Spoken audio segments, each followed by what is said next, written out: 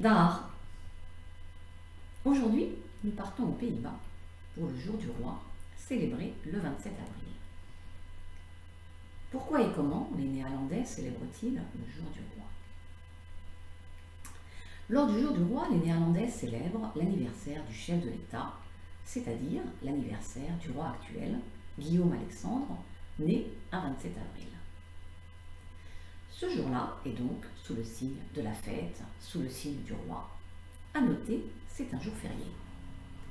Un peu d'histoire à présent. À l'origine, on fêtait aux Pays-Bas le jour de la princesse à l'occasion de l'anniversaire de Wilhelmine le 31 août.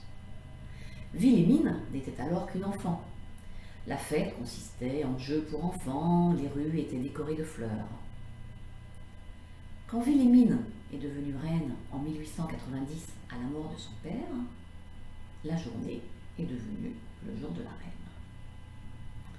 Puis, lorsque Juliana, la fille de la reine Wilhelmine, est intronisée reine en 1948, les Néerlandais changent alors de date et fêtent le jour de la reine, le 30 avril, le jour de l'anniversaire de Juliana. Lorsque Béatrix, la fille aînée de Juliana, est intronisée reine en 1980, le 30 avril est conservé comme jour de la reine. En effet, Béatrix est née le 31 janvier. Pragmatique. Les Néerlandais ont songé qu'un jour férié en janvier n'avait pas d'intérêt particulier. Les journées sont courtes, la météo est humide. Autant garder le 30 avril. Le 30 avril 2013, Béatrix abdique en faveur de son fils, Guillaume Alexandre. Or, ce dernier est né le 27 avril.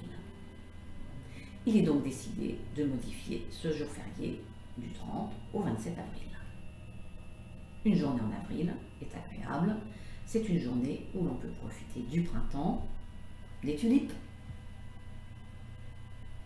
Que retenir de cette histoire de date? Les Néerlandais sont pragmatiques avant toute chose. C'est une valeur qui les caractérise.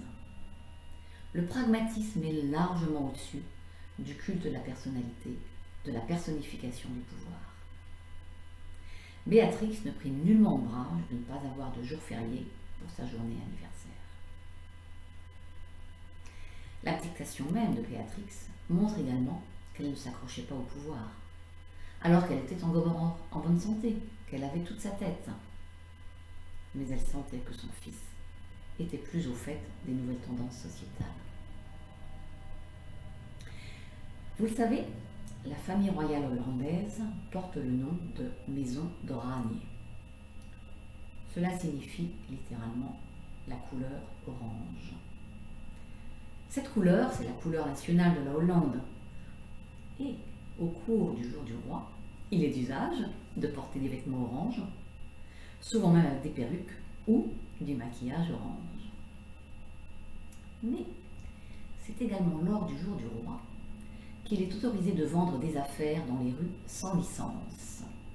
Dans les parcs, dans les rues, sur les places, vous trouverez des marchés aux puces où de nombreux Néerlandais proposent leurs vieilles affaires, font de la musique ou toute autre activité divertissement, moyennant rétribution. Sur ce point, nous retrouvons deux autres valeurs néerlandaises, le sens du commerce et un rapport tenu à l'argent. Enfin, il vous faudra, le 27 avril, porter un toast au roi avec de la liqueur Oranje Bitter, une liqueur orange vif.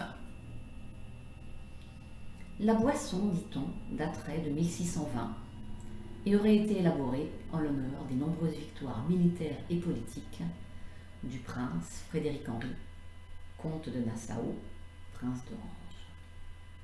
Je vous remercie de votre attention et j'espère que vous avez apprécié ce bref aperçu d'un des éléments de la méthodologie d'itinéraire interculturel, comprendre les valeurs d'une culture au travers de l'histoire, au travers des institutions.